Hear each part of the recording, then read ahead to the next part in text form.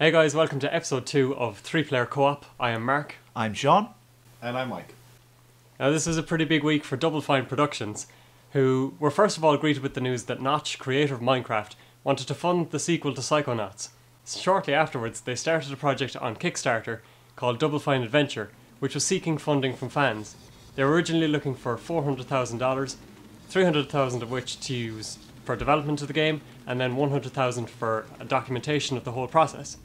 Now they managed to reach this goal in less than 8 hours, and within 24 hours we're over the 1 million mark. So pretty incredible achievement, it has to be said. So guys, how are you feeling about the whole idea of fan funding projects? And is this a way for the future? I think it's unfortunate that Notch, created all of this awareness just before Double Fine looked for funding for an entirely different project. In my opinion, fan funding is the way forward. I mean, we see a lot of backlash against the big evil corporations like Activision, and now we can see the other side of things. How almost an entirely fan-driven project works out.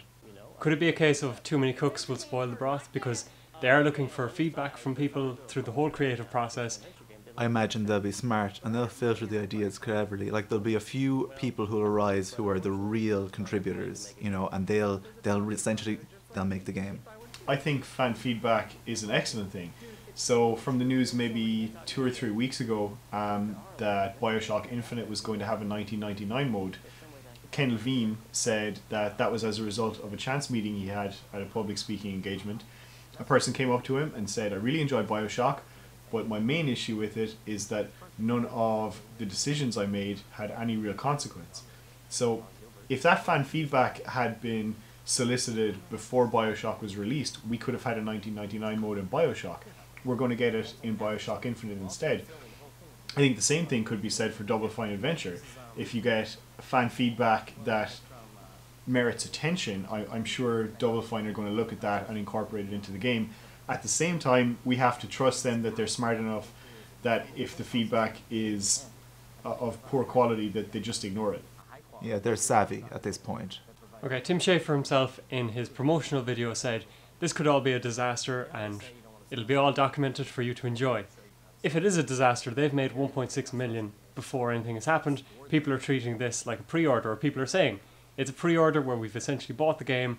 Is this putting the cart before the horse? Do they have to put in the effort? Well, I think Tim Schafer is a smart guy and he knows that this will be good. A couple of things strike me about the idea of the Kickstarter funding and how much funding they actually secured. The biggest statement it makes to me, aside from the fact that there is an appetite for adventure games, is that people have an enormous amount of faith in Tim Schafer. I saw the project, straight away I thought, I need to contribute to that. This is something I want to be a part of. And I think we as a gaming community just have faith that this man is going to give us something worthwhile. It's quite interesting. I mean, between this and 1999 mode in BioShock, I mean, it's kind of a battle of the old school. I reckon gamers of our particular vintage are coming into their own now and getting more confident. Okay, just to play devil's advocate as well, we had the likes of the Humble Bundle initially, which was a charity-based project. There's a lot of indie games included in it, and you paid what you wanted. Unfortunately, since then, people have said that there's overkill because now there's themed ones, there's several different bundles, there's music bundles, and is it a case of there's too much of them, and could we see the same in terms of Kickstarter funded projects, or potentially even the likes of mainstream publishers and developers coming into the Kickstarter market, which is aimed at independent developers who don't have financial backing? Unfortunately, once anything takes off, there's always a potential for a glut, but it will peter out in the end. That's the way it goes. I personally don't see any risk of big publishers or really big developers using this as a funding model because, for example, if Infinity Ward were to go to Kickstarter and set up a page saying help us fund Call of Duty, I hope that the gaming community would tell them where to go. Okay, so even to move away from the likes of Infinity Ward and developers of that ilk taking over the Kickstarter market, what if Cly Entertainment, who are behind Shank, and Team Meat, who are behind Super Meat Boy, decided that they wanted a cut of this? They both have a reputation behind them, they've developed solid games, really enjoyable games, but what if all these developers suddenly decide that this is the way to go? You get your $15 up front, and okay, people get access to the game at a later point, but straight away you have your development costs covered, and then you can make a profit off whatever else happens. Tim Schafer is kind of a cult of personality, and I reckon that has played a huge part in why he's made so much money so quickly. And I reckon a lot of developers know they won't have that, so I don't think it's going to be a huge issue. Yeah, I agree with Sean.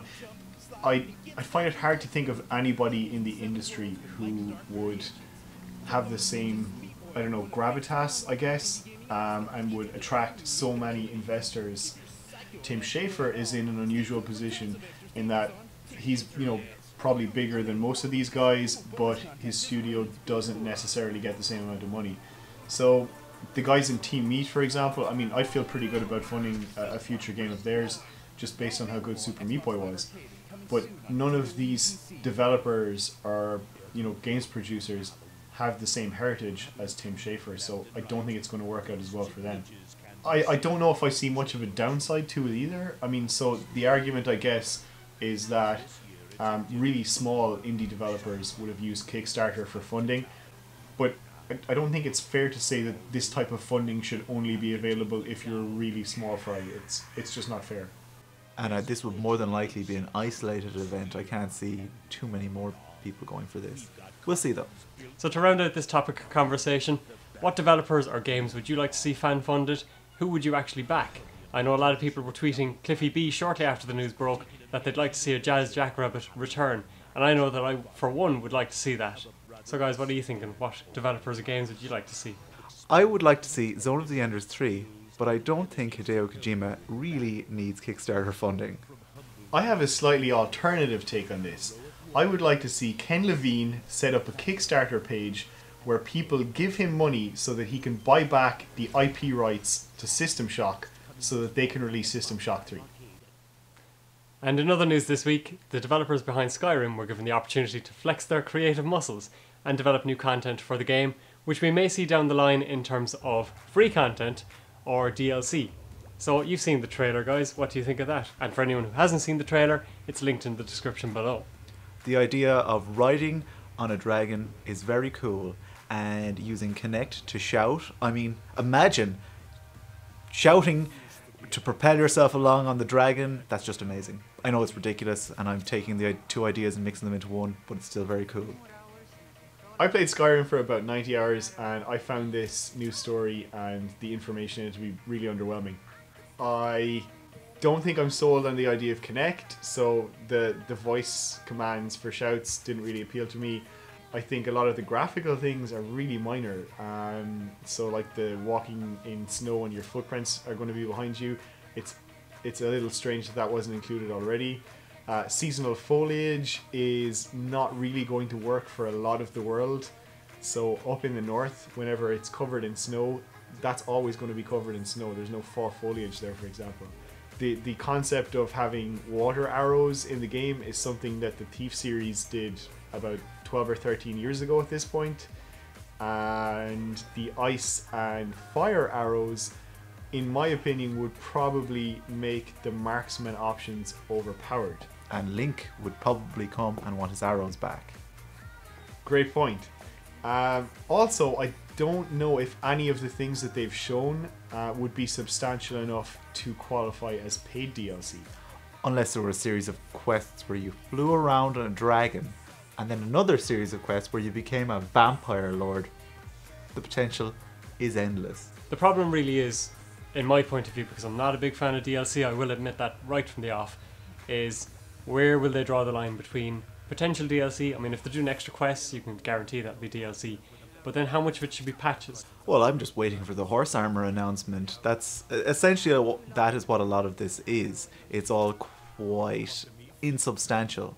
One of the interesting points made at the end of the trailer was, imagine if we were given this much creative freedom more often.